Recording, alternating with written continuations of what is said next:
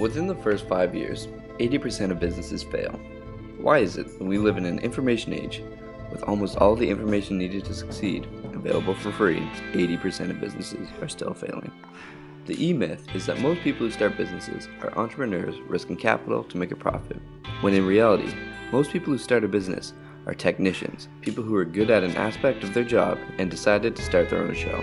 The fatal assumption is that if you understand the technical work of a business, you understand a business that does that technical work. This is not true. There's a lot that goes on.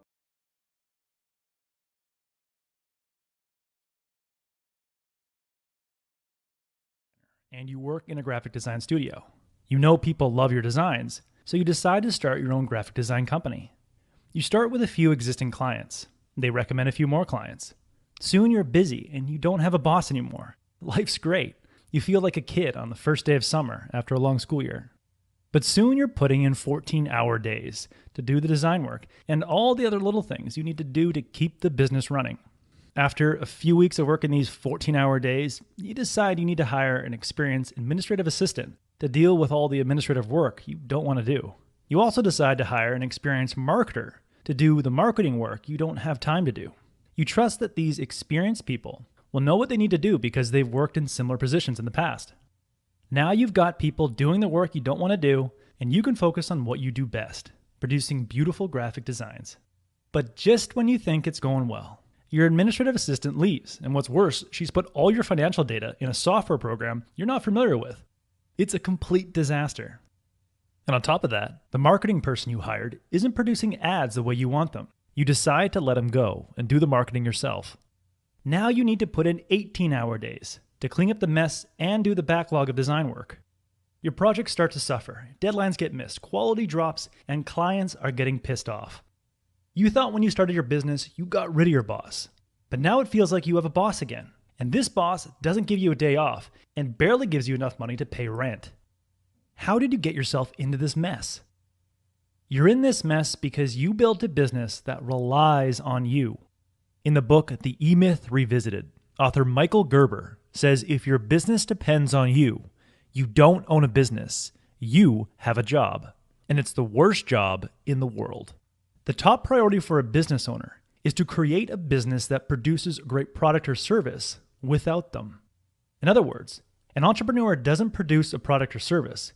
An entrepreneur creates a system that produces a great product or service and removes themselves from the process. If you own a bakery, you don't want to bake the best cakes in town. You want to build a system and hire people to bake the best cakes in town. Your goal is to build a cake baking system that allows ordinary people to produce extraordinary results. So how do you build a business of systems and hire people to operate those systems without you? It all starts the moment you decide to start a business.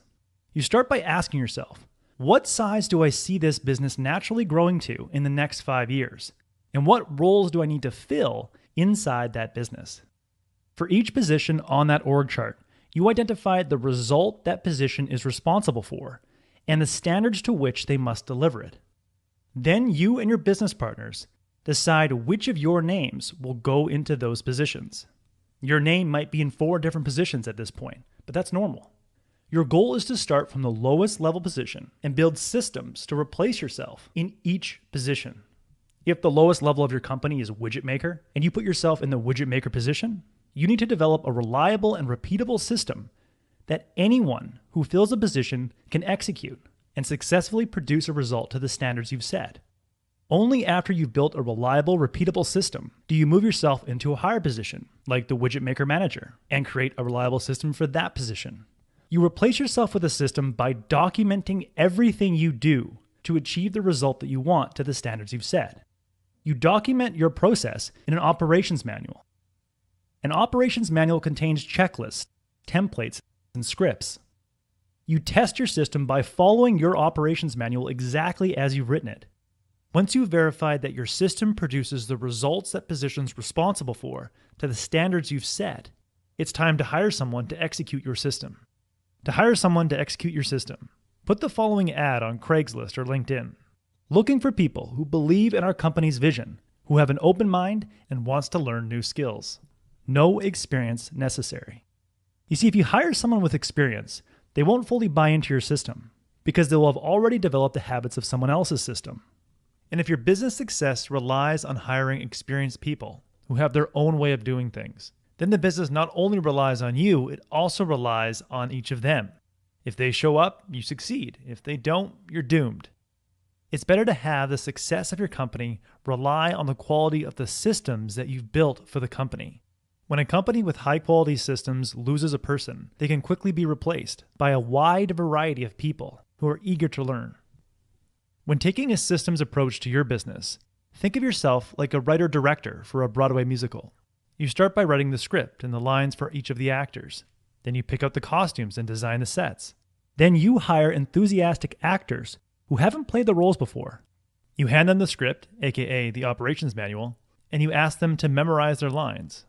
These actors won't feel like they're part of a bureaucratic system, because the actors know that by mastering their role, they'll be able to put on a performance with the other actors that will wow the audience. And once the actors master their roles, you foster an entrepreneurial spirit in your people. You encourage them to improve upon their roles. Eventually, they come up with better lines. They help improve the set. Once everyone is in the roles that you designed and executing the script you wrote, you can go off to Paris or start writing your next musical, because the musical you just wrote is being performed night after night without you having to be in the theater. That musical is making you money, and it continues to get rave reviews from its audiences. So if you want to be a successful entrepreneur, it will require more than just knowing how to produce a product or service that people want to buy. To be a successful entrepreneur, you need to know how to build systems inside of your business that can produce an extraordinary product without you. In that way, you no longer are trapped by your business because your business is working for you.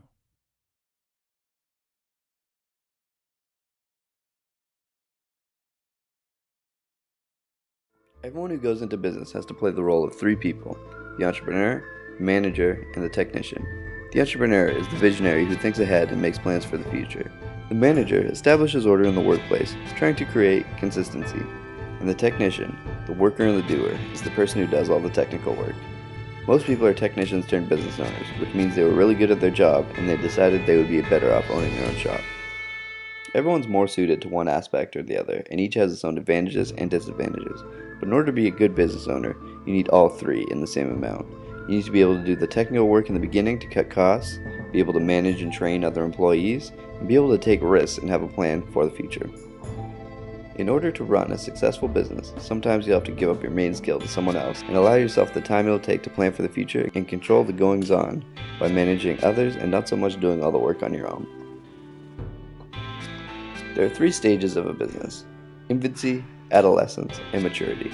The infancy stage is where the business operates on what the owner wants rather than what the business needs to grow and succeed.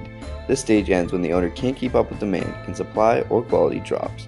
The end of this stage is where businesses either fail or succeed. Infancy ends when the boss realizes things cannot continue the way they have been.